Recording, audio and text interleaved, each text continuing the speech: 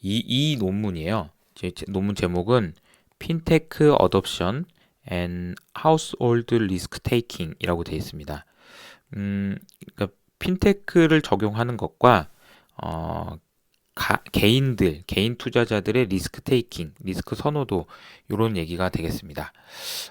중국 분인 것 같아요. 누군지 저는 잘 모르는 분이지만 어쨌든 이분이 좀 논문을 쓰신 건데 아마 알리페이의 도움을 받은 것 같습니다. 그래서 핀테크가 어떻게 투자자들을 이 말이 좀 보시면요. 인베스트먼트 베리어라고 돼 있잖아요. 투자 장벽을 더 낮게 만드는지에 대해서 연구를 한 논문입니다. 그리고 옵티멀한 리스크 테이킹을 할 수 있도록 도와주는 건지 이런 얘기입니다. 자, 이게 제가 이 그림을 좀 설명을 드려야 되는데요. 제가 알파 헌터 얘기를 하면서 그려드린 그림이 있습니다. 여러 차례 그려드렸지만 아직 못 보신 분들을 위해서 요건 이제 변동성이고요. 그리고 이게 기대 수익률입니다.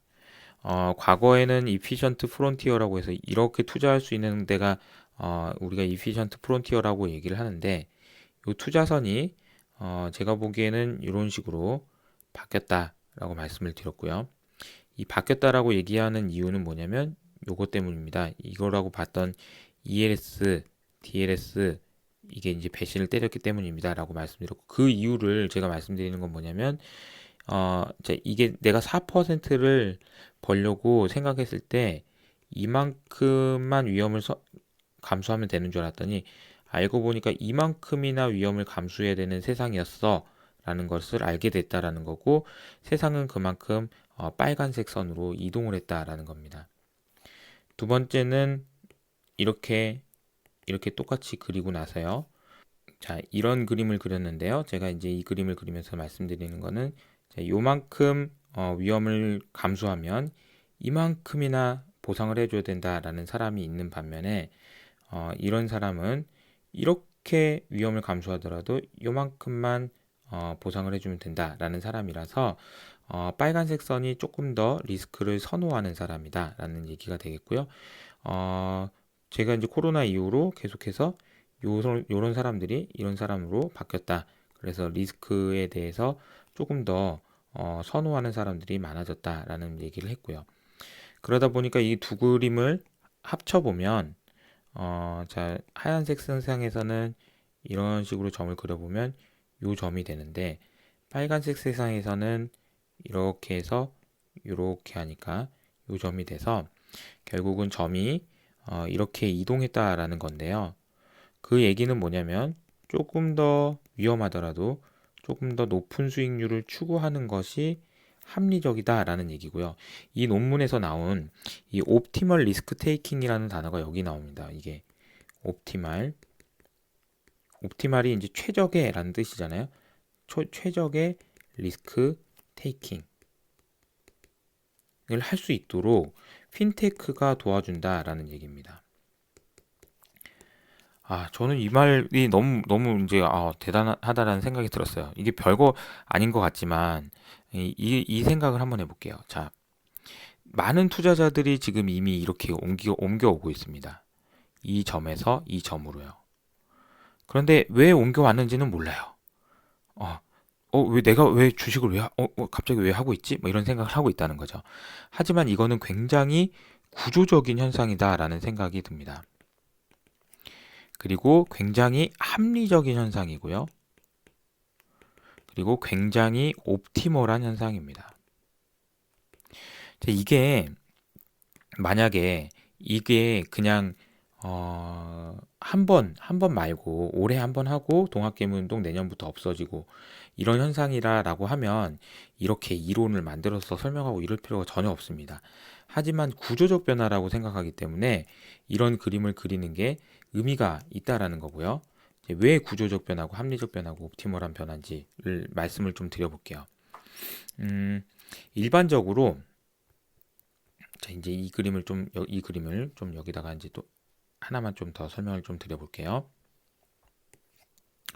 일반적으로 개인 투자자들은요, 기관 투자자들에 비해서 분명히 조금 더 리스크 리스키한 자산을 투자를 해도 되는데 왜 이렇게 안 하지? 라는 게 굉장히 오랜 학계의 숙제였습니다. 이 문제를 풀기 위한 것이요. 그래서 이제 캠벨 교수라는 분은 뭐라고 얘기했냐면요. 이게 사람들이 리스크를 많이 안 지는 이유가 있는데요. 이유는 뭐냐면은 이게 비용이 너무 많이 들기 때문입니다. 개인들이 리스크한 주식을 찾기도 어렵고 그런 주식들을 계속 가지고 있기도 너무 힘드니까 개인 투자자의 입장에서는 이게 너무 비용이 드니까 안 하는 거예요. 그러니까 이 사람들은 분명히 만약에 조금 더 리스크한 투자를 한다고 하면 아까 제가 말씀드렸던 옵티멀한 값을 찾는다고 하면 조금 더 높은 수익률을 더 좋은 그런 리스크는 낮고 수익은 높은 그런 걸 할 수 있는데 사람들은 너무 비용이 들고 귀찮아서도 안 하고 어떻게 해야 되는지 몰라서도 안 하고 그렇다라는 겁니다. 근데 이게 또 너무 맞는 말이잖아요. 캠벨 교수님이 한 게. 근데 이 논문에서는 뭐라고 얘기를 하는 거냐면 이 핀테크가 바꿨습니다라는 얘기를 한 겁니다. 핀테크를 쓰니까 사람들이 더 리스크한 투자를 하더라고요. 그리고 더 옵티멀한 투자를 하더라고요. 이 얘기입니다. 와, 그렇구나. 근데 이 영어 어디 많이 들어보시지 않았어요? 올해 왜 이렇게 동학개미 운동이 이렇게 많이 했지? 동학개미가 왜 이렇게 많이 하지? 그리고 로빈후드 왜 이러는 거지, 로빈후드? 이거네, 이거. 유튜브 때문이네, 라는 얘기 많이 했었잖아요. 저희 방송도 있지만, 유튜브에서 정말 많은 사람들이 정보를 쉽게 얻으니까 비용이 낮고 귀찮아하는 것도 덜하고 모르는 것도 덜해지고 이러다 보니까 리스크한 자산에 투자하는 사람들이 늘어났다라는 겁니다. 와, 이게 그러니까 저는 이 두 가지 요인들이 합쳐져 가지고 이런 변화가 생겼고 이런 사람들을 제가 알파 헌터라고 불렀는데 알고 보니까 이 알파 헌터라는 것을 만들어주는 또 하나의 요인이 있었던 겁니다. 만약에 이걸 제가 논문을 제가 미리 봤다면은 나온 지가 이제 11월 달에 나오긴 했어요. 그래서 이 논문의 이 알파 헌터를 만드는 요인은 핀테크라는 겁니다. 그리고 이 유튜브를 포함한 다양한 다양한 정보 제공 이런 겁니다. 그래서 실제로 보니까요. 이 그림에 보시면 이게 다 똑같은 얘기예요. 이 네 개 그림 다 똑같은 얘기여서 그림 보시면 핀테크를 사용하면 사용할수록 리스크에 대한 참여도가 높아진다라는 그림입니다. 핀테크를 사용하는 사람들이 많아질수록 리스크 어셋에 대한 비중도 늘어난다라는 얘기입니다. 그러니까 리스크를 테이킹 할 수 있게 된다라는 겁니다. 핀테크를 한 사람들이. 그리고 요 그림은 뭐냐면요. 이 선이 이렇게 1에 가까울수록 좀 더 옵티멀한 투자를 하는 거다라고 말할 수 있다라고 이제 학문적으로는 얘기를 하는데요. 이 그림 보시면 하이 핀테크 어둣션은 요 선이고요. 로우 핀테크 어둣션은 요겁니다. 그러니까 핀테크를 반영 안 한 사람은 여기 있고요. 핀테크를 많이 반영한 사람은 이렇게 있다는 거죠. 그 말은 뭐냐면은 핀테크를 반영하는 게 단순히 리스키한 자산에 든 투자를 하는 것이 아니고 좀 더 옵티멀한 투자를 하는데 도움을 주고 있다라는 얘기를 하고 있는 겁니다. 이 논문은 저는 나중에 조금 더 자세하게 보고 좀 더 자세하게 따로 한번 소개를 해드릴 수 있는 시간을 가지면 좋을 것 같아요. 이 내용은 아주 중요한 내용인 것 같습니다. 알파 헌터라는 거를 저는 계속해서 말씀을 드리고 있고요. 이 알파 헌터가 이제 우리가 시장을 이해함에 있어서 뭐 연준도 중요하고, 그죠? 금리도 중요하고, 인플레도 중요합니다. 과거에 이제 매크로 환경에서는 그랬어요. 근데 이 올해는 이 알파 헌터, 즉 동학개미를 포함한 개인 투자자들을 왜 이렇게 주식을 하는지를 이해를 하지 못하면 시장에서 돈 벌기가 어려웠습니다. 근데 아마 내년에도 이분들은 주식할 마음이 굉장히 강하거든요. 근데 왜 그런지를 생각을 해보면 앞서 말씀드린 대로 투자 환경이 바뀌었고, 그죠? 그리고 리스크를 좀 더 테이킹하지 않으면, 그러니까 리스크를 감수하지 않으면 안 되는 환경으로 또 바뀌었단 말이에요. 저금리 환경이 지속적으로 될 것 같다라는 생각이 들고 그리고 이제 여기 플러스 이 핀테크라는 겁니다. 핀테크를 포함한 뭐 유튜브, 기술의 발달에 따라서 정보의 비대칭성이 사라지면서 나타나는 현상들이 여기에서 구조적으로 더해지면서 알파 헌터가 구조적인 현상이 될 수 있다라는 겁니다. 우리가 이제 보면은 사람들이 너무 위험한 투자합니다. 위험해요.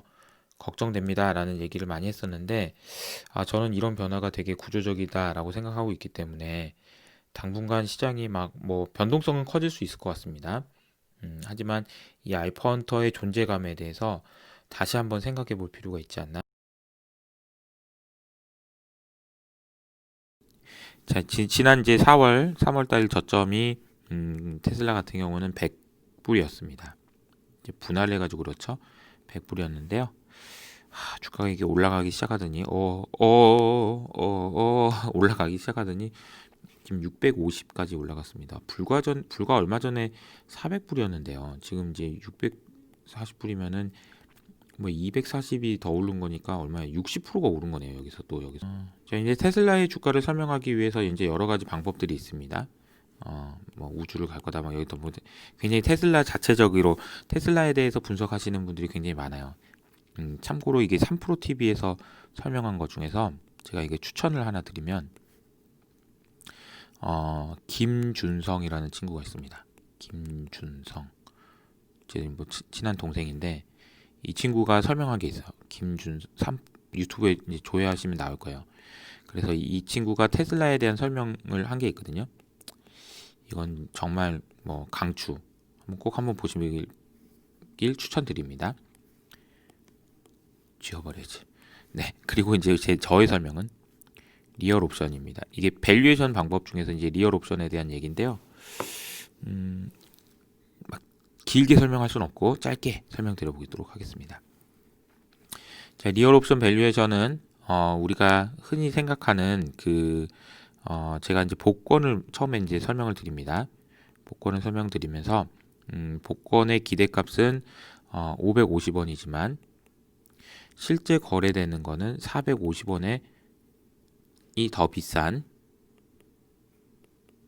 1000원에 거래되고 있습니다. 그렇다면 이 450원이라는 돈은 왜 생기는 걸까요? 사람들은 왜 550원이라는 기대값이 있다라는 걸 알면서도 불구하고 1000원에 이 복권을 살까요? 왜 그럴까요? 라는 질문에 대해서 제가 이제 리얼 옵션을 통해서 설명을 드린다 이렇게 말씀을 드립니다. 이 리얼 옵션 이렇게 사는 이유는 뭐냐면요. 사람들이 1000원이라는 돈을 내고요. 1000원이라는 돈을 내고 복권이니까요. 1000원. 업사이드를 즐긴다 이렇게 보시면 된다는 거죠. 이게 뭐 수많은 이 과정에서 대부분 꽝이잖아요. 꽝이어서 그냥 1000원 날려야 됩니다. 하지만 1등, 5등, 4등, 3등, 2등, 1등 그러면 이제 돈이 계속해서 올라갈 수 있다라는 업사이드가 있다라는 거고요. 제가 이 그림을 설명을 드리면서 두 가지로 나눠야 된다.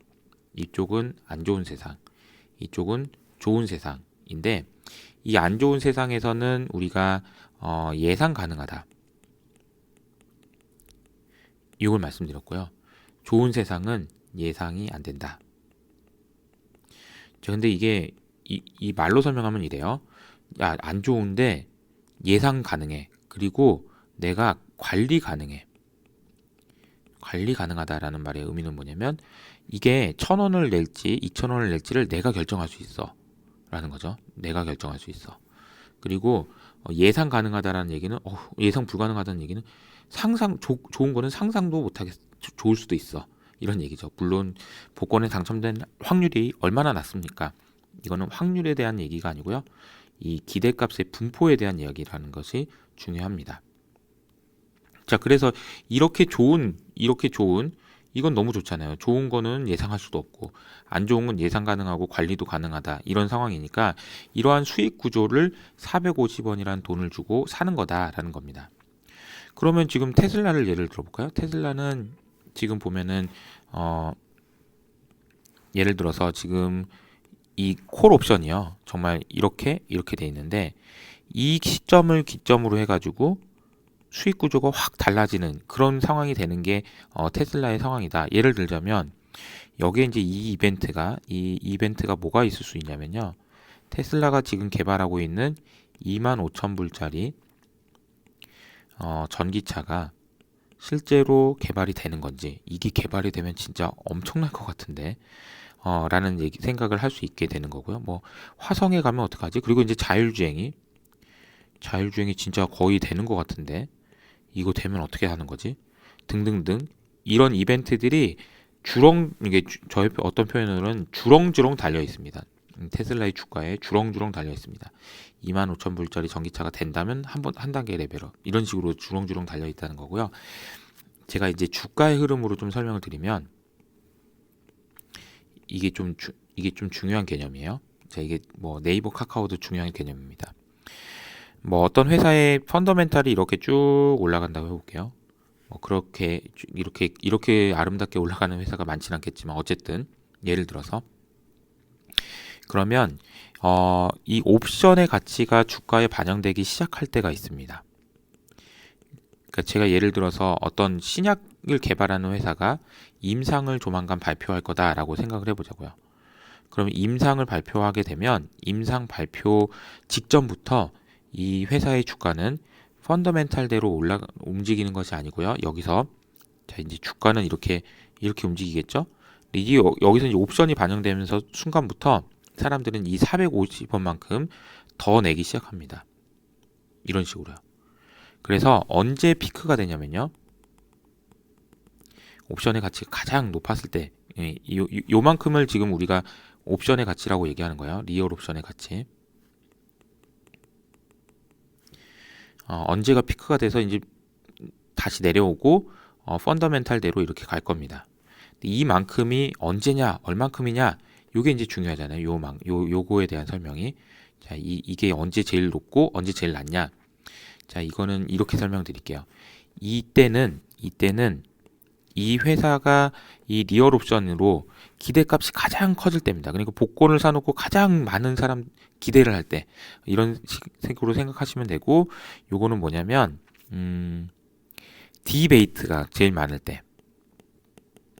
자, 25,000불이라는 돈으로 25,000불이라는 전기차가 나올 수 있느냐, 이건 얘기를 굉장히 그 논란이 많을 때 이게 이제 가장 리얼 옵션의 가치가 높아지는 구간이다라고 말씀드릴 수 있을 것 같습니다.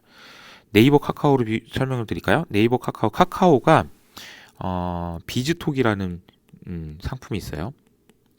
그리고 카카오가 하는 비즈니스 정말 많잖아요.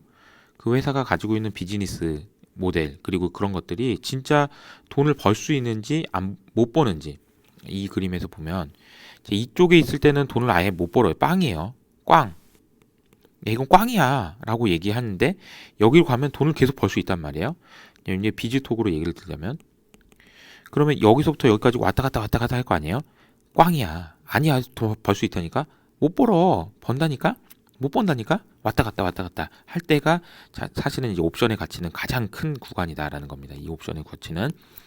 그럼 악유가 제일 많을 때가 이 옵션의 가치는 제일 크고, 그럼 옵션의 가치가 제일 클 때가 항상 주가가 좋냐? 그건 아니죠. 이 펀더멘탈이 움직일 수도 있잖아요. 이 하얀색 선이. 자, 그렇게 이해를 하시면 되고요. 마지막으로 이때는 언제냐? 이때는 자, 이게 끝날 때입니다. 논란이 끝날 때.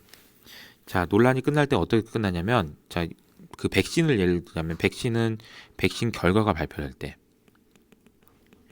아니면 비즈톡으로 돈을 벌 수 있을지 없을지 사람들이 모두 다 알아버렸을 때, 이럴 때 끝납니다. 요거를 보고 이제 옵션이 만기가 됐다라고 얘기하고요. 리얼 옵션의 가치는 이만큼 애드가 됐다가 사라지는 그런 모습을 보여준다라는 겁니다. 그럼 테슬라는 어떻게 되는 거냐면요. 테슬라는요, 이렇게 가다가 여기 이제 좀 더 그림을 이제 이쪽을 지우고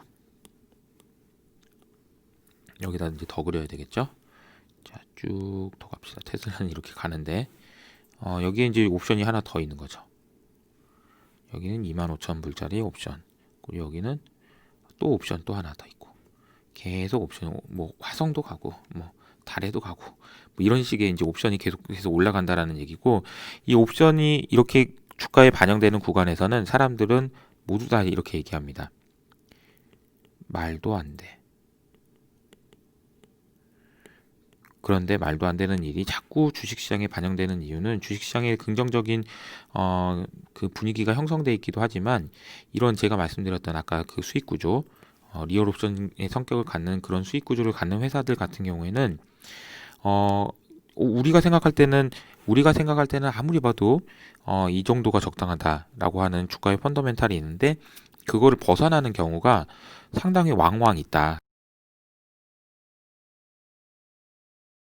자, 이제 본격적으로 테슬라 얘기입니다. 테슬라는 요 그림을 먼저 좀 설명을 드릴게요.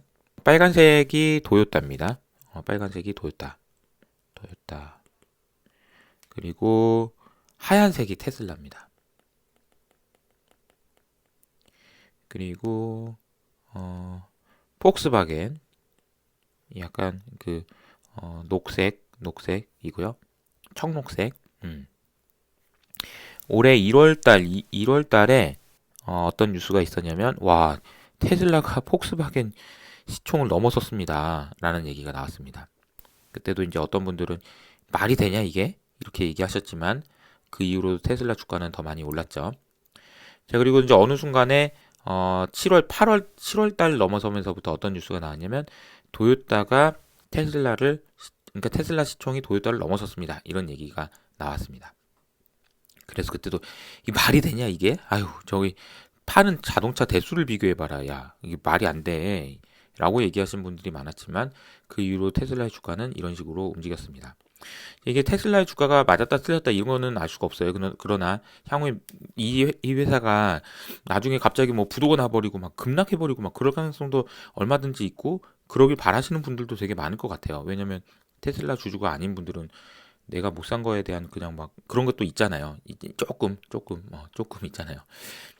그런데 이제 이게 맞다 틀리다를 떠나서 저는 이제 이런 흐름들을 이해하기 위해서 노력해야 된다라고 생각합니다. 왜 이런 현상이 나타나는지에 대해서. 그래서 자꾸 리얼 옵션이라는 얘기도 하고 코스트 오브 에쿼티에 대한 얘기도 하고 막 이런 말씀을 좀 드리는 이유가 거기에 있다라고 생각을 해주시면 좋을 것 같아요. 그때 제가 이제 이 현상이 나타났을 때 무슨 말씀을 드렸었냐면은 옛날에 아마존 시총이 그 월마트를 넘어섰다라는 얘기가 나올 때 2015년이었던 것 같거든요. 그때도 아마존이 야 말이 되냐 아마존이 뭘 한다고 유통한 게 뭐 있다고 그러면서 이제 비판하시는 분들이 많았거든요. 이제 그런 부분들을 생각을 해보면 이 세상의 변화에 대한 부분을 우리가 이해하기 위한 노력이 얼마나 중요한지 이런 생각을 좀 해봅니다. 자, 이제 본격적으로 테슬라를 통해서 자, 코스트 오브 에쿼티에 대한 얘기를 해볼게요. 여기다 이제 먼저 코스트 오브 에쿼티에 대해서 설명을 드릴 거고요. 우선은 코스트 오브 에쿼티는 제가 여러 차례 정말 수도 없이 많이 말을 해가지고 아마 많은 분들이 보셨을 텐데 못 보신 분들을 위해서 가장 아주 간단하게만 말씀드릴게요. 자, 코스트 오브 에쿼티가 이게 자산이 여기 있습니다. 자, 자산이 여기 있고요. 이쪽 사이드는 어떻게 조달했는지에 대한 얘기고요. 이 L은 부채죠, 부채. 그리고 에쿼티는 자본입니다. 이건 이제 자산이 되겠죠. 이 자산을 만들기 위해서 내가 남의 돈을 얼마나 가져왔는지 요거는 내 돈입니다. 내 돈. 남의 돈을 빌리는데 비용이 얼마나 될까요? 이건 너무 쉽죠. 금리입니다. 금리. 내 돈을 빌리는데 돈은 얼마나 들까요? 요거는 내 돈인데 비용이 어디 있어? 나는 내 돈 내가 여기다 넣으면은 비용 없는데? 라고 얘기하시는 분도 있지만 그게 아니고 기회비용이다 라고 말씀드리고 있죠. 내가 이 돈을 여기다 안 넣고 이 회사에다가 안 넣고 딴 거 했으면 벌 수 있었던 돈이 내 돈이고 그게 기회비용이고 그걸 코스트 오브 에쿼티다 라고 얘기한다 라고 말씀드릴 수 있고요. 자, 이번에 코스트 오브 에쿼티라는 개념 그리고 코스트 오브 웩이라는 개념도 있고 뭐 여러 가지 개념이 있는데 자, 이제부터는 제가 이 설명을 좀 드려볼게요. 코스트 오브 에쿼티가 낮은 기업이 좋을까요? 아니면 높은 기업이 좋을까요? 낮은 기업이 당연히 좋습니다. 그 그림은 이제 좀 여기다가 좀 그림을 그려볼게요. 예, 이쪽에다 한번 그림 그려보겠습니다. 자, 코스트 오브 에쿼티는 채권에서 무위험 채권에서 주식으로 넘어올 때 요 그림 기억나시나요? 담벼락이요. 넘어올 때 드는 비용을 코스트 오브 에쿼티, 정확하게는 이거는 이제 에쿼티 리스크 프리미엄 이렇게 얘기하는데 어쨌든 이 비용입니다. 이 비용. 근데 이제 어떤 회사에 대해서는 이게 비용이 높냐면요. 예를 들어서 악덕 기업 뭐 이런 거 있잖아요. 악덕 기업. 그래서 이 기업의 오너는 주주를 생각 하나도 안 해요. 나쁜 기업인 거죠. 이런 나쁜 기업의 경우에는 이걸 담벼락을 넘어서기가 상당히 어렵습니다. 왜냐면 야, 내 채권을 하지 차라리 근데 그 회사 주식은 안 산다. 내가 진짜 A라는 회사 정말 아우 정말 내가 나쁜 기업. 그런 기업들 같은 경우에는 코스트 오브 에쿼티가 높겠죠. 근데 굉장히 좋은 기업이에요. 좋은 기업. 우리가 흔히 얘기하는 ESG 뭐 이런 거를 정말 잘해가지고 이 기업이 잘 됐으면 좋겠고 이 기업이 잘 돼야 지구가 뭐 좋아질 것 같고 그건 좀 너무 오버인데 그럼 B 기업이 있다라고 해봅시다. 그럼 이 B 기업은 ERP 코스트 오브 에쿼티도 낮아요. 아 그래? 이 기업이 뭘 한다고? 그럼 내가 줘도 되지. 난 돈 줄게 기꺼이. 라고 하는 기업들이 코스트 오브 에쿼티가 낮다라고 말씀드릴 수 있을 것 같습니다. 자 여기까지 이제 배경 설명을 드렸고 이 그림을 좀 설명을 드리면요. 테슬라가 캐피탈을 유상 증자를 했는데 세 번째 했습니다. 올해 언제 했냐면 2월 달에 했고요. 그리고 9월 달에 했고 12월 달에 했습니다. 9월 달에 이제 유상 증자했을 때는 그때 이후로 S&P 편입도 실패하고 주가가 뭐 엄청 많이 빠졌죠. 뭐 30% 이상 빠졌던 것 같은데 그때 이후로 주가가 또 너무 많이 올라가지고 사람들이 이번에는 학습 효과가 있는지 아마 유상 증자를 했음에도 불구하고 주식이 거의 안 빠졌다라는 거고요. 자, 2월 달에는 2조 달러를 빌렸고요. 조달했고요. 9월 달에는 5조 달러를 조달했고요. 12월 달에는 또 5조 달러를 조달했습니다. 이제 이 그림이 이런 식으로 합쳐 보니까 얼마가 되죠? 12조 달러가 됩니다. 12조 달러요. 여기 있죠? 자, 12조 달러. 그전에는 올해 12조 달러나 조달했어요. 현금을. 와. 유상증자를 통해서 한번 좀 볼게요. 기업이 잘해야 하는 두 가지가 있습니다. 첫 번째는 돈을 잘 벌어야 되고요. 두 번째는 돈을 잘 빌려야 됩니다. 그러니까 즉 여기는 싸게 빌려야 되고요. 요거는 장사를 잘해서 돈을 잘 벌어야 됩니다. 장사를 잘하든지 아니면 또 하나 잘해야 되는 게 있어요. 뭘 잘해야 되죠? 재테크를 잘하든지. 이 재테크라는 거는 우리가 전문 용어로는 자본 정책이라는 걸로 얘기할 수 있고요. 이거는 현금의 재발견이라는 현금의 재발견이라는 책에 이제 잘 나와 있습니다. 이것도 한번 내용을 제가 소개해드리면 좋을 것 같은데 이거는 최준철 대표님이 3프로TV에서 책과 함께해서 소개해 준 적이 있어요. 그것도 제가 한번 찾아가지고 링크를 한번 달아드릴게요. 너무 재밌는 얘기입니다. 어쨌든 이 두 가지를 잘하면 됩니다. 회사가 돈을 싸게 빌려와서 돈을 잘 벌면 되는데 돈을 버는 방법은 장사를 잘해서도 있지만 재테크를 잘해서도 있다라는 겁니다. 그리고 이제 돈을 빌리는 방법이 두 가지가 있는데요. 첫 번째는 채권을 발행하는 거고요. 두 번째는 주식을 매도하는 겁니다. 자, 첫 번째 채권을 발행하는 경우는 그냥 재무제표를 이렇게 그렸을 때 또 이쪽에서 돈을 빌리는 거죠. 그래서 어떻게 빌리냐면 테슬라가 시장에 나가는 겁니다. 그래서 요 그림에서는 지금 이게 이제 채권이죠. 요게 채권입니다. 그래서 채권에서 돈을 빌릴 때는 어떻게 빌리냐면 시장에 나가서 저 돈 좀 빌려주세요 라고 얘기하는 거죠. 돈 좀 빌려주세요. 그래서 100억만 빌려주세요. 이렇게 하는 거죠. 그러면 사람들이 100억을 빌려줍니다. 그리고 이제 빌려준 사람들이 뭘 받죠? 자, 100억을 줘요. 100억. 그리고 뭘 받냐면 여기는 이자를 받습니다.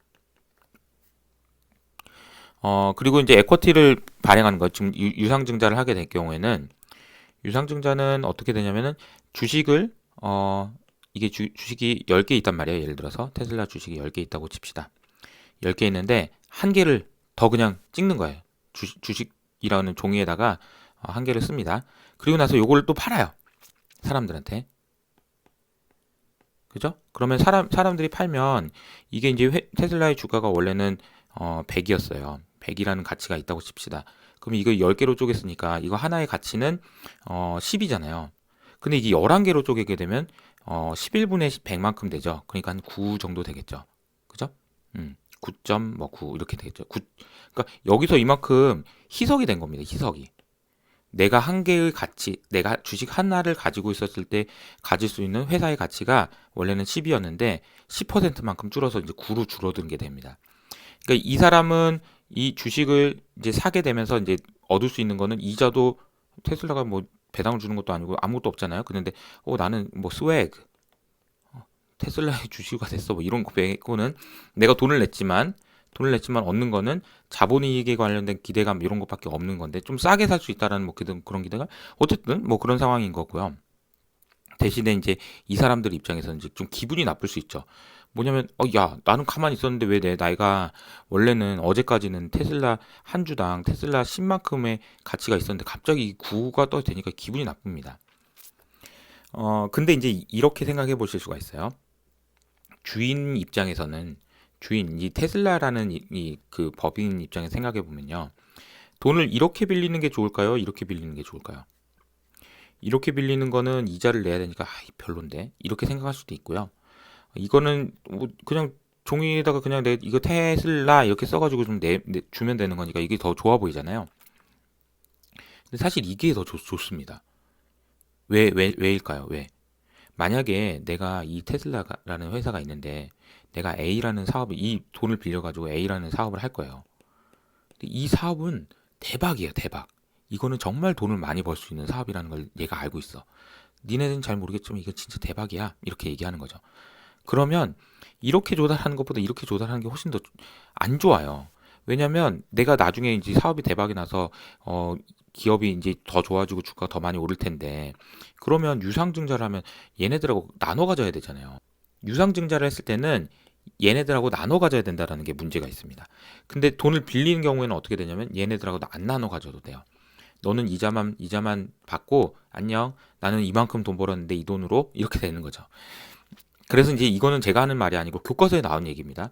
만약에 A라는 기업이 이 T라는 기업이 정말 이 A 사업이 정말 잘 될 거라는 그 내부 판단이 있다면 가급적이면 부채로 조달하려고 할 거다라고 얘기가 나와 있습니다.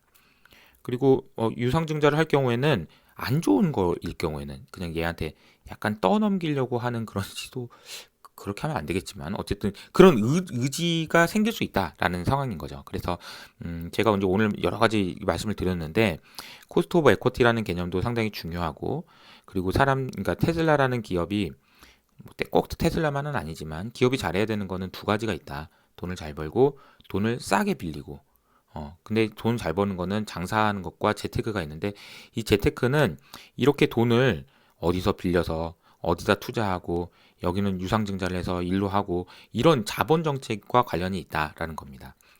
어떻게 자본을 정책을 잘 쓰느냐 이런 것도 굉장히 중요하다는 거죠. 그렇게 이렇게 돈을 빌린 돈을 갖다가 어떤 회사 같은 경우에는 땅 속에 묻어놓는 회사들이 있습니다. 자, 땅 속에 묻어놓고요.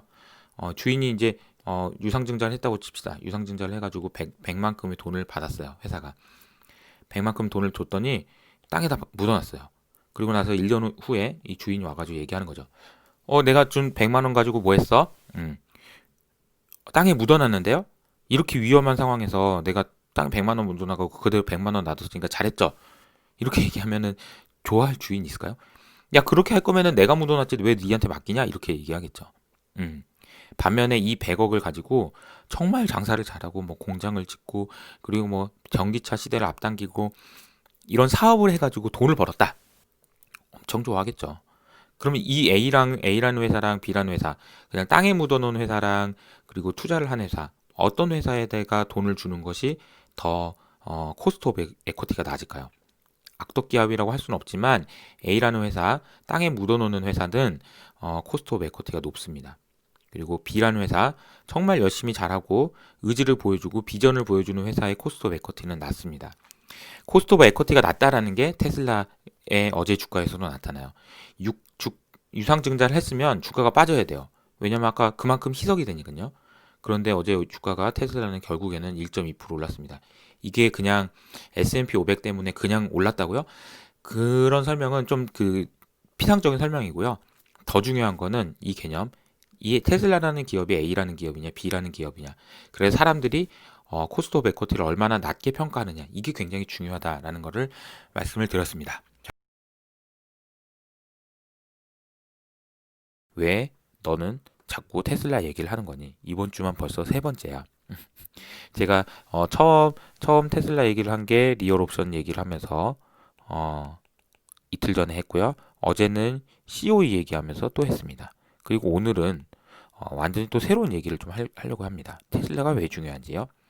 자, 애플과 테슬라는 비슷한 점이 있습니다. 어떤 점에서 비슷한 점이 있는지 좀 말씀드려 볼게요. 요즘에 이제 뭐 테슬라가 애플의 밸류에이션을 받아야 된다 뭐 이런 얘기를 많이 하는데, 어쨌든 어떤 부분이 비슷한 건지 제 생각을 좀 말씀드려 볼게요. 우선은 2008년 금융위기를 뭘로 극복했니? 라는 질문에 대한 대답이 필요합니다. 뭘로 극복한 걸까요? 2008년 금융위기를 많은 분들이 QE 때문이다. 저도 좋아하는 버냉키 형님 때문이다. 버냉키 형이 일본의 그 버블 붕괴되는 과정, 디플레이션을 극복해야 할 수 있는 그런 과정을 공부하면서 일본의 불황을 공부하면서 이분이 정말 적극적으로 QE를 했기 때문에 금융위기를 극복할 수 있었다라는 얘기를 하시는 분들이 많습니다. 저도 그 부분에 대해서 동의하고요. 그런데 이제 저는 한 단계 더 나아갈 필요가 있다라고 생각해요. 무슨 말이냐면, 금융위기를 극복하려면요. 이 금융위기를 극복하려면 이거는 한번 니네들이 한번 좀 해봐. 이렇게 하면서 요러한 샌드박스를 깔아준 겁니다. 샌드박스.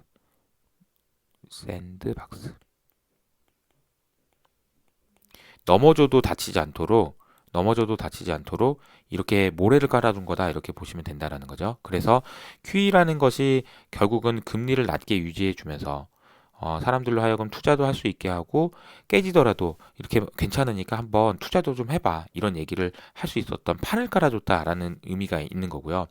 실제로 극복한 거는 저는 애플이 아이폰을 만들었기 때문이다라고 생각하고 있습니다.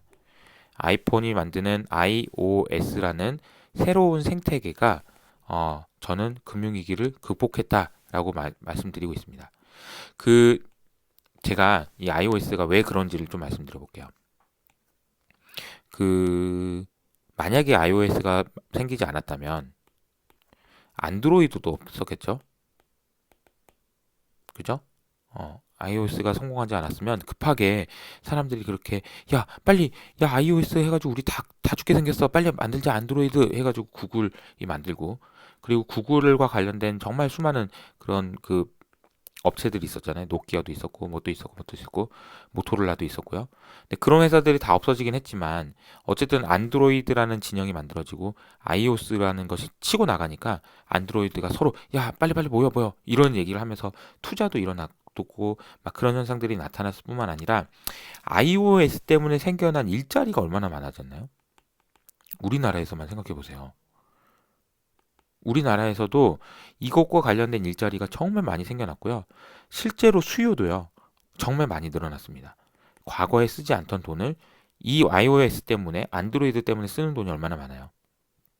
우리 지금 당장 뭐 유튜브나 넷플릭스뿐만 아니라 우리가 그 뭐 쿠팡이든 뭐든 이런 그 새로운 비즈니스를 하려고 하는 투자, 이런 것들이 일어난 것은 결국은 iOS라는 판이 깔아졌기 때문 아니냐라는 겁니다. 그런 의미에서 테슬라의 성공은 상당히 중요한 의미를 갖습니다. 이번에 테슬라가 제가 25,000불짜리 전기차를 계속 얘기하는 이유가 뭐냐면요.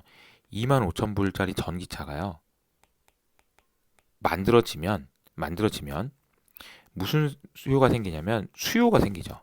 전기차에 대한 수요가 생깁니다. 근데 저는 제 생각에는 이것보다 더 중요한 게 있어요. 뭐가 더 중요하죠?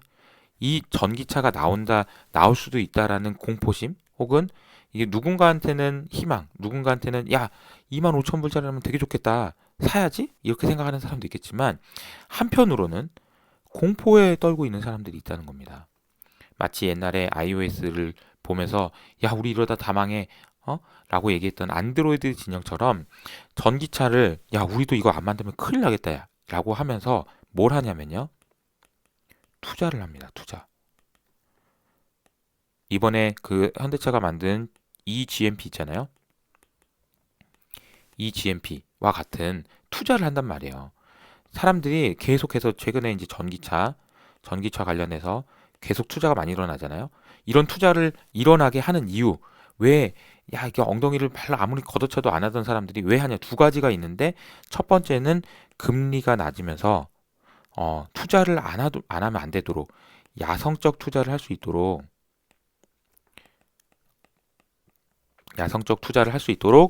금융, 금융 완화를 하는 거죠. 고압 경제든 뭐든 이렇게 하고.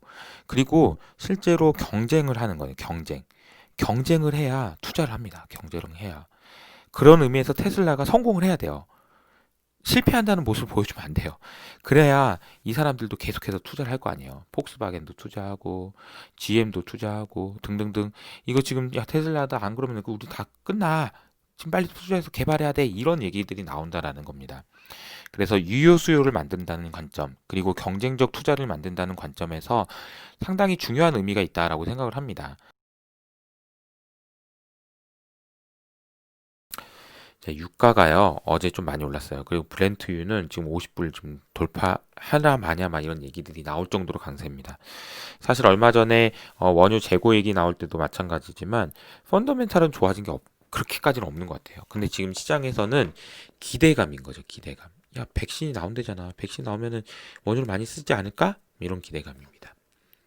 근데 아침에 제가 이제 이 그림을 보고 조금 이거 되게 중요하다라고 말씀드리려고 하는데요. 자, 원유 선물 시장입니다. 이 그림이 이제 숫자를 한번 좀 보여드릴게요. 여기에 지금 2025년이 있어요. 굉장히 장기 그림이에요. 그러니까 이건 2023년, 2030년입니다. 이건 2032년이고요. 자, 그리고 여기가 얼마냐면은 4월 달이에요. 2021년. 최근에 유가가 올라가고 있습니다만 선물 시장에서 얘기하고 있는 것은 4월 달까지는 올라가겠으나 그 이후에는 계속 빠질 것 같다라는 것이 시장에 반영이 되어 있는 겁니다. 원유 선물 시장이에요. 그래서 얼마까지 빠질 것 같냐? 이건 뭐 40불 초반까지 빠질 것 같다라는 얘기고 여기는 지금 47불까지 와 있고요. 지금 현재 중요한 것은 지금 현재의 유가 레벨이 다시 올 것 같다. 언제 올 것 같냐면 2032년이 돼도 안 올 것 같다라고 생각하고 있다는 겁니다. 이게 지금 마지막 피크, 마지막 불꽃 요런 얘기가 되는 거 아닌가. 그런 전망이 지금 시장에 반영돼 있다라는 얘기가 지금 돼 있습니다. 그 이유는 뭐겠어요? 원유 수요에 대한 전망치가 워낙 안 좋은데 지금 최근에 글로벌리 선호되고 있는 위험 자산에 대한 선호가 그런 부분을 반영하는 게 아닌가 그 생각이 듭니다. 참고로 하기 위해서 우리가 불과 한 달 전에 있었던 백신 전이라고 해야겠네요. 백신 전의 선물 커브는 이렇게 돼 있었습니다. 이렇게요. 그래도 야, 내년 올라가겠지. 2030년 되면 50불까지 가겠지라는 전망이 있었습니다만 중요한 건 잘 보세요. 여기는 낮아졌고요. 백신이 나왔음에도 불구하고 여기는 낮아졌고요. 여기는 올라갔습니다. 이 의미를 어떻게 해석하는 것이 중요한지 좀 잘 생각하실 필요가 있습니다. 내년 4월이 피크라는 것을 굉장히 중요하게 강조하고 있고요. 시장에서도 저는 계속 이제 경기에 대한 기대감, 이건 시간으로 보고 이거는 경기에 대한 기대감이라고 보면 요거는 이런 지금 가속화돼서 올라가고 있는 구간이고요. 피크를 치는 부분이 아마도 내년 4월이 될 것 같다라고 말씀드리고 있는데요. 왜냐면 올해 유가가 4월 달에 마이너스까지 갔었으니까요. 그리고 모든 지표의 바닥이 올해 4월이었기 때문에 내년 4월까지는 경제가 좋아질 거다는 기대감이 커질 수 있을 것 같다. 그러나 주가는 이보다 빨리 반영하니 요 정도에서 피크를 찍을 수도 있고 이 시점이 언제인지 모르겠으나 생각보다 연말 내년 뭐 1월, 2월 이때는 오히려 막 조심하셔야 된다라는 얘기고요. 저는 지금 이 구간은 지금 즐겨야 되는 구간이다라고 말씀드리고 있습니다. 자, 이제 마지막으로 전망과 전략이라는 제목으로 조금 말씀을 드려보도록 하겠습니다. 제가 애널리스트 시작한 지 딱 10개월 정도 됐습니다. 아직 1년이 채 안 됐어요. 생일도 안 지난 겁니다. 돌이 안 지났네요. 처음 이제 했을 때 제가 이제 막 4월 달에는요. 3월 달 제가 2월 달부터 4월 달까지는 주식을 하지 말자고 했었어요. 근데 이제 4월 달에는 제가 어떤 식으로 말씀드렸냐면요. 빠지면 삽시다. 라고 말씀드렸습니다. 근데 이 표현을 보고 저의 사수였던 그 형이 지금도 매니저를 하고 있는데 그 형이 저한테 솔직하게 얘기해 주더라고요. 야, 비겁하게 하지 마, 임마. 이렇게 하시더라고요. 그래서 제가 막 싸웠습니다. 이게, 아니, 비겁하다고? 왜요? 왜요? 저는 전략이 네 가지라고 생각합니다. 자, 이게, 바이, 셀이고요. 여기 주가가 업, 다운입니다. 그러니까, 당연히 보세요. 자, 올라도 삽시다. 이건 진짜 센 거고, 어? 빠지면 삽시다. 이거는 사자는 건 사자는 건데, 어쨌든 빠지면 사자는 거고, 여기는 올라도 팔시다. 그러면 차익실을 하자는 거고 오르면 팔자는 얘기니까 이거는 빠져도 팔자는 얘기니까 더 강한 차익 팔자는 얘기 아닙니까? 라고 얘기를 했는데요. 이 생각도 뭐 틀린 생각은 아니거든요. 근데 이제 가만히 제가 이제 집에 와서 곰곰이 생각해 보니까요. 그 빠져야 산다라는 얘기는 좀 비겁한 얘기인 것 같아요. 안 빠지면 어떡해요? 그러니까 사실은 사자 아니면 팔자밖에 없다라는 생각이 듭니다. 제가 제시하는 전략은 그런 것 같아요. 그러면 저도 지난 9월 달, 10월 달에 진짜 고민을 많이 했었거든요. 대선 전에 막 불확실성 커지고 주가 빠지고 할 때. 근데 그때도 제가 늘 아니에요. 지금 너무 좋은 것 같아요. 제 생각에는. 그냥 사 있는 상태. 이 상태를 유지하시는 게 좋을 것 같습니다. 라고 계속 말씀을 드렸던 이유는 뭐냐면 큰 조정이 없을 것 같다라는 얘기였었고요. 아주 큰 조정은 없을 것 같으니까 그냥 일단 사자라는 식으로 얘기를 하는 게 맞다라는 생각이었고 빠지면 사자 뭐 오르면 팔자 뭐 이런 얘기도 근데 결국은 그냥 사자 아니면 팔자인 것 같아요. 제가 그래서 지금도 여전히 숏캐시라는 말씀을 많이 드리고 있는데 어떤 분들은 야 쟤는 왜 이렇게 극단적으로 막 저렇게 숏캐시 저게 뭐냐 막 이렇게 생각하실 수도 있어요. 왜냐면 이건 너무 좀 옛날 이상하잖아요. 너무 세게 얘기하는 것 같잖아요. 그래서 그럴 수 있지만 저는 왜 이 얘기를 드리냐면요. 그냥 솔직하게 해야 돼요. 명백하게. 너 지금이라도 주식 사고 있을 거야? 아니면 팔고 있을 거야? 아니, 사고 있을 것 같다니까요? 그러면 사고 있는 거죠. 대신에 운용의 묘라는 게 있습니다. 운용의 묘라는 말씀을 좀 오늘 드려볼게요. 좋은 주식하고요. 좋은 기업은 똑같을까요? 다를까요? 좋은 기업과 좋은 주식. 달라요. 좋은 기업이 좋은 주식이 아닙니다. 좋은 주식은 뭐죠? 이기는 편, 우리 편. 주가가 오르는 주식이 좋은 주식입니다. 근데 좋은 기업은 그냥 회사가 좋은 거예요. 기업 돈도 잘 벌고 좋은 기업입니다. 우리가 이걸 보고 우리가 흔히 하이 퀄리티 주식이라고 얘기를 하죠. 그럼 로우 퀄리티 주식은 좋은 주식이 될 자격이 없나요? 그렇지 않습니다. 그렇지 않아요. 로우 퀄리티 있는 주식, 그러니까 회사도 좋은 주식이 될 수 있어요. 왜냐면 자, 이것도 또 이런 식으로 그려볼게요. 그림을 4개로 쪼개서 여기 이제 퀄리티인 겁니다. 여기는 하이 퀄리티예요. 여기는 로우 퀄리티죠. 여기는 좋은 주식. 여기는 안 좋은 주식. 여기는 퀄리티도 좋고 회사도 돈도 잘 벌고 주식도 좋아요. 주가도 좋아요. 이거는 굉장히 좋은 거죠. 근데 퀄리티가 낮아도 좋은 주식이 있을 수 있어요. 왜냐면 주가가 선 반영이 돼서 너무 많이 빠져 있고 너무 싼 경우에는 너무 과도하게 싼 경우에는 좋은 주식이 될 수 있는 겁니다. 반면에 퀄리티는 높고 돈을 많이 벌지만 피크 아웃 이 단어가 진짜 최악의 단어인데요. 좋은 것이 피크아웃 했어. 더 이상은 없어. 이런 얘기가 나올 때는 안 좋은 주식입니다. 안 좋은 주식이면은 이거는 팔아야 되는 거예요. 이게 가장 숏하기 좋은 주식이에요. 이게 왜? 왜냐하면 사람들이 기대는 많이 반영돼 있지만 주가는 더 이상 보여줄 게 없고 주가가 더 이상 올라갈 수가 없는 거예요. 그럼 피크아웃 한다라고 얘기하거든요. 아까 제가 이 그림을 보시면 돼요. 딱 이게 피크아웃입니다. 유가의 전망이 내년 4월에 피크아웃하고 내려갈 것 같아요.